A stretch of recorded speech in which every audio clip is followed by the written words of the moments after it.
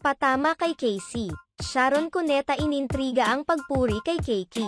Hindi rin binati ni Casey noong kaarawan nito ang kanyang stepdad gayong nasa Pilipinas lang naman siya para i-promote ang kanyang pelikula na kinunan abroad. Hindi rin binati ni Casey noong kaarawan nito ang kanyang stepdad gayong nasa Pilipinas lang naman siya para i-promote ang kanyang pelikula na kinunan abroad. Napansin pa ng ilang mga netizens na binura ni Casey ang kanyang nakaraang Father's Day at birthday greeting ng kanyang ama-amahan.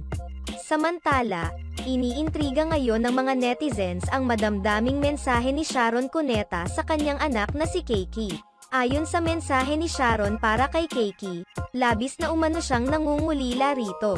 Lagi din umano siyang naiiyak kapag naiisip ito. Kasalukuyang nasa ibang bansa ngayon si Keki para sa pag-aaral nito. Sobra umanong na-appreciate ni Sharon Cuneta ang pagiging malambing ni Keki sa kanya. Kahit kailan ay hindi rin umano siya binigyan nito ng sakit ng ulo.